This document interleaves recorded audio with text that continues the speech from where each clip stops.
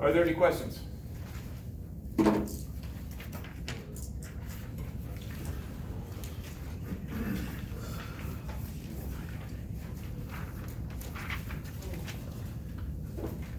It's Thursday. We have Kevin, Luis,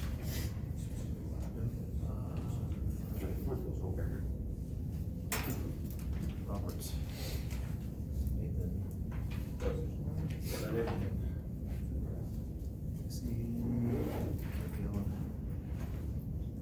Jacob, Kelly. 3, 4, 5, 6, 7, 8, 5, 6, 7, 8. Yeah, I would double check. All right. And then let me know. Questions? Are you about to ask a question? Me? No, Jacob. Oh, no. You were just trying to see over Kelly? Yes. Sorry. Sorry. All right, so we talked about one-dimensional motion. Let's talk about two-dimensional motion. And it's based upon a simple principle here. I'm going to take two masses.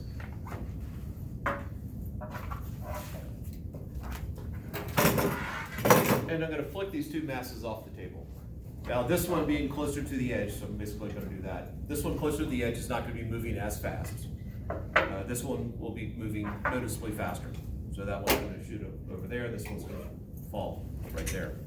So the question is, which one is going to hit the ground first?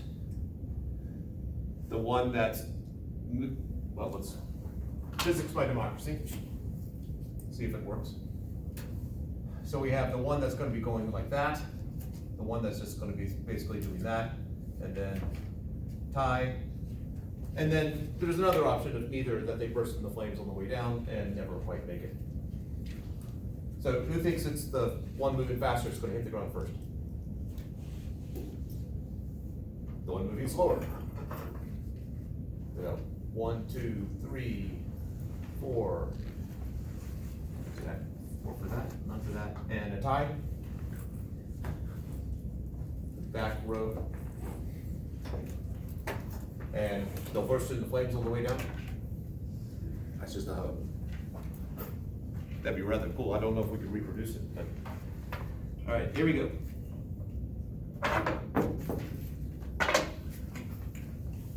Which one hit the ground first? I couldn't tell, but it sounded like a tie. And indeed, it should have been. So how fast it was going did not actually affect how long it took to hit the ground, which was one of the principles of yesterday. So when you were shooting it horizontally, you could calculate the time by just figuring out how long does it take for an object just to fall that distance. But why? Why is it that they hit the ground at the same time? Luis? Because there's no force going up, there's only one force that's pushing them down, and despite it going faster to the side, that's not going up. I think you had it, but say it again. There's only one force pushing down on them constantly. Okay. There's no force pushing up against that, even though one's being thrown faster. Okay, so once they're in the air, what is that force that it's actually pulling them down? What is that force pulling them down? Gravity. Gravitational force. All right.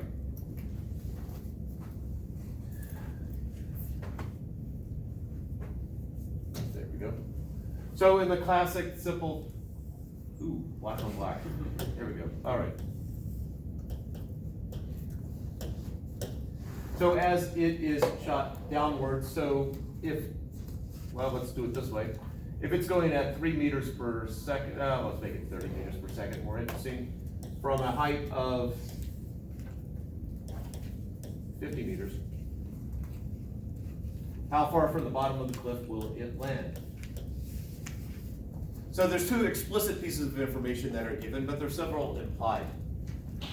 Now when you're doing a two-dimensional problem, if acceleration is constant, And so once it is launched, the only force acting on it is the force due to gravity or its weight, either one. Or they are synonymous there. That we have this force that is acting downwards, that force is constant, and therefore the acceleration is constant. So we can use the cake formulas. I'm gonna break it up into two parts because there is a horizontal and vertical that are independent of each other except for time.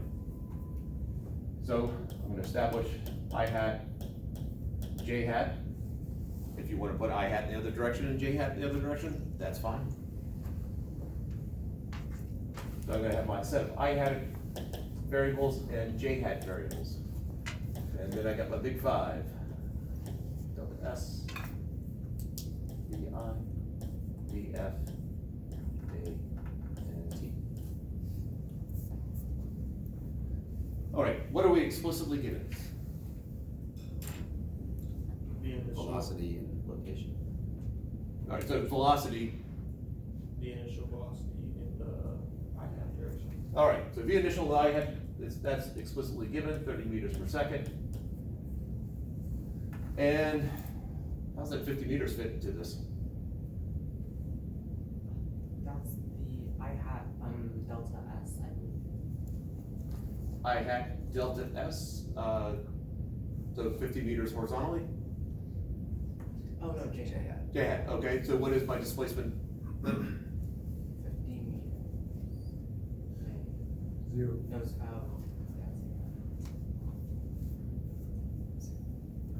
You seem too influenced by other people there. What are you gonna settle with? wait. So it's 50 meters y-axis, so that would be J hat. And it's going straight down, so its displacement is 0, right? Never What is mind. displacement? And how much total change of your position? Okay, so we go, there's the change in position one, or what's the other form? Distance from the starting point. Distance from the starting point. Where it is relative to starting point. Distance is a scalar. We are dealing with vectors here. So it starts here and ends up down here. What is the displacement? It is not 50 meters. It's negative. Yes, and that is crucial. If you put in 50 meters, you'll find that it's an impossible problem, because what you're saying is that I shoot it off horizontally here, at what time is it gonna end up here? So it is negative, J hat, negative 50 meters. Now, what we are trying to find is this. I'm just gonna put R for range.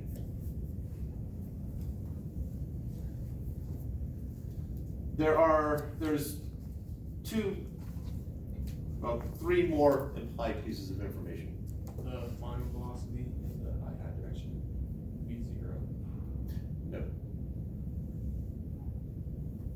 All right, so let's address that, because that's a common thing there. Are you picturing it hits the ground and stops? Yeah. Is that a yes? Yes. All right. Once it hits the ground, we have another force involved. So once it hits the ground and we have another force involved, acceleration is no longer constant. So we need to be working in a realm where the acceleration is constant. So we are assuming that the distance or the horizontal displacement just before it touches the ground is close enough to the same to when it actually touches the ground. So we are solving it, even though the language is where does it land, what we're asking mathematically is where is it just before it touches the ground. So it still has a horizontal component and a vertical component to velocities.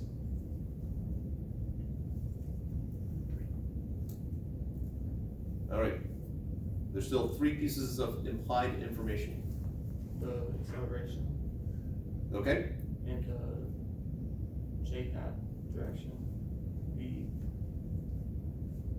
whatever. Right, You're almost there. because I want to say that it's negative, it'd be negative 9.8 meters per second squared, but then you were saying that it depends, that there was, but it's different relative to where you are in. Okay. Earth. Yeah, all of that's true. All right, so in a lab, we know what the value for Winston-Salem is. I can't remember if I put this into a video or not, but they do measurements. They put devices throughout the country to measure acceleration due to gravity. And the one in Winston-Salem, or at least one of the ones in Winston-Salem, was actually right out there. There's, I think it's Miller Street. You got the intersection of, is it Miller or Ebert? What's the one right on the corner next to Ardmore? It's Miller. Miller, all right, so you got Miller and Silas Creek, and then if you come this way, there's a road that tees into Silas Creek. Right in the median there, that's where they had the device. So we, better than almost any other place in the country, know the acceleration due to gravity for this. So that's why for most labs, 9.798 meters per second squared is the value to use. However, on a board problem, just pick the planet, we'll just pick an average value. So I did not state this explicitly, so that is something I should do. Let's assume that it is on Earth. Not Earth 2, but Earth. So negative 9.8 meters per second squared. All right. Now we're down to 2 pieces of implied information.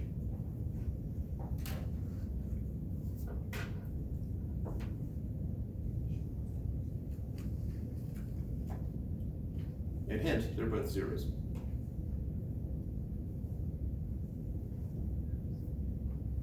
The initial velocity in the I-hat direction, That's 30. or J hat, V0, meters per second. Because it's being shot horizontally. And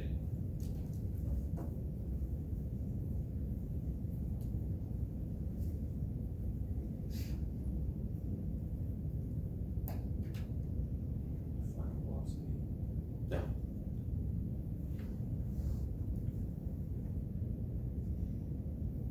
All right, so what do you know about acceleration? Which direction is it? In the J hat direction, Okay. So therefore, it'd be 0 in the I-hat direction. all right, so that's all the information from this problem right here. We now have to do some math.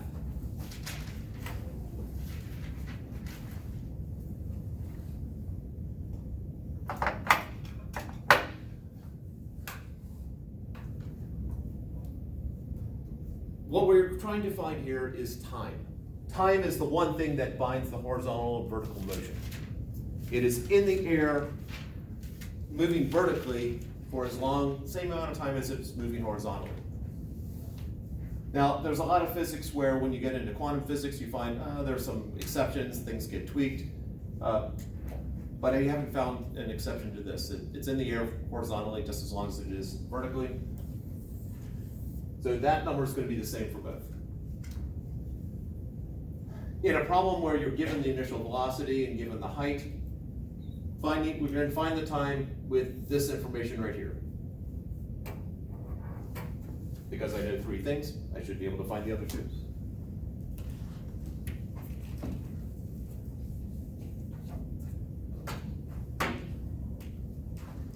All right, take formulas. Who's got them in their head at this point without looking?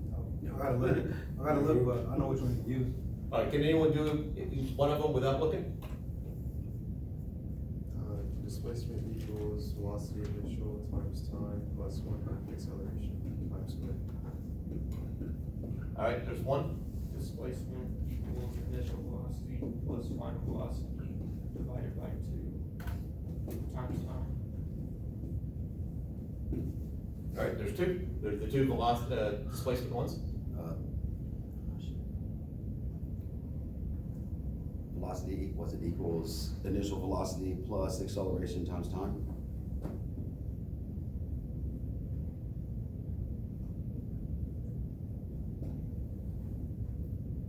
And one more. Do we have a different voice?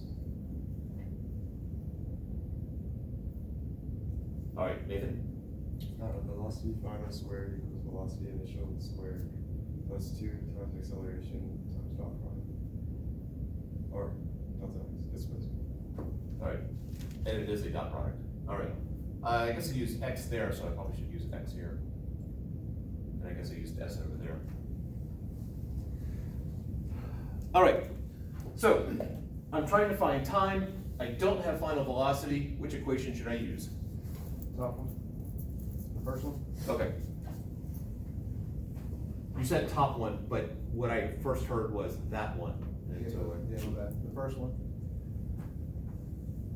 So we have, let's see, my displacement is negative 50 equals 0. 0 times time plus 1/2 negative 9.8 times squared. So negative 50 equals negative 4.9 times squared. And then do the algebra.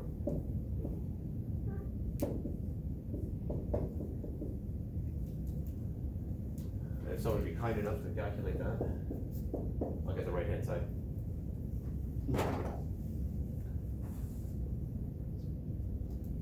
Should be 10 point something.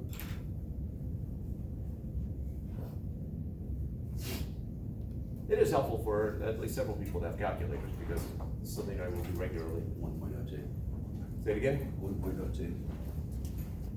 That's Oh, it's, well, I didn't see the decimal, my bad. 10.2, Yeah.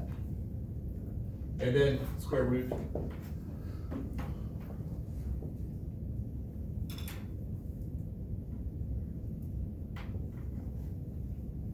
.19. Units? Seconds.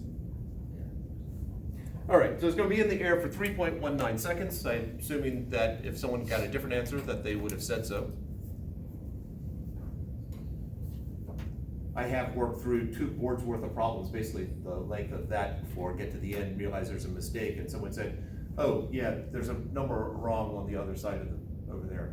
So the sooner you correct mistakes, the better it is in the end. All right, so this is something we just calculated. So 3.19 seconds, it is the same for both. And so now we have enough to solve for R.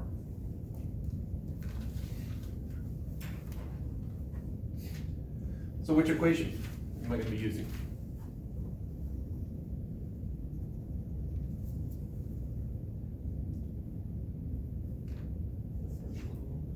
Indeed, first one again, we use that a lot. Basically, since we don't know the final velocity, we need the equation which doesn't have the final velocity in it.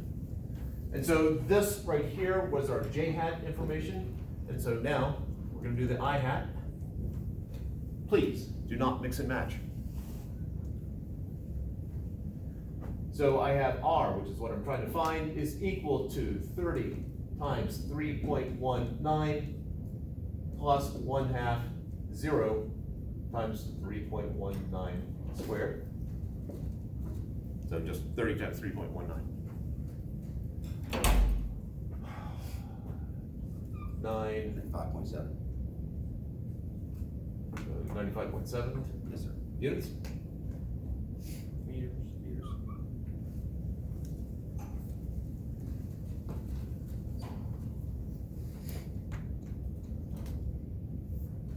And our first official projectile motion problem.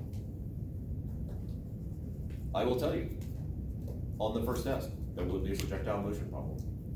It will not be this simple. Yes? Can you go over why acceleration is 0 again? Acceleration is going to be in the direction of the force. When it's in the air, the only force acting on it is the force due to gravity, which is downwards. So since the only force acting on it is down, we are ignoring air resistance. Since the only force is acting down, the acceleration is down, which means there's nothing horizontal. That if you can establish the direction of acceleration, then anything perpendicular to that has no acceleration. Is that sufficient, or does that just feel like a repetition of the same thing? Well, I guess I'm just confused if it's going like at an angle down. Like, there's something not clicking. Alright, so if I drew this slightly better, or slightly differently. So it starts out with a velocity in that direction. So, and going like that. At this point right here, it's gonna have two components to its velocity. There'll be the horizontal component, which is the same size as that. At this point, the horizontal component is still the same size, those are all supposed to be the same size. At that point, it's all, I'm gonna pretend it's close. So the horizontal component of the velocity does not change at all. On the other hand, the vertical starts out at 0, and then you've got a little bit, and then you got more of it, and then you got more of it. The vertical component is changing as you go.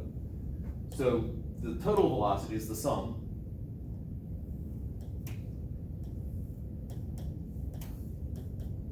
So the total velocity gets tilted more and more downwards, but the horizontal component never changes. That helps. Okay.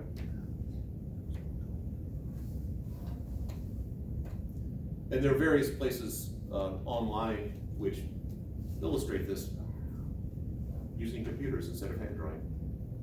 And for some reason, it comes out better. I know, hard to believe. Other questions?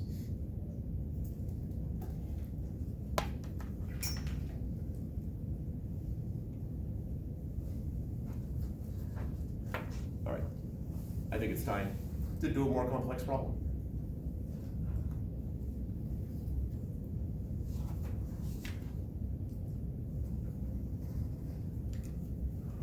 So we're gonna go back to our cliff. This time I'm gonna launch it up into the air at 30 meters per second. And let's put it at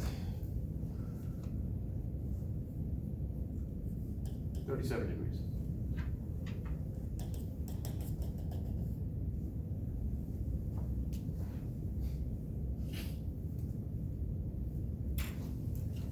Put it 50 meters tall.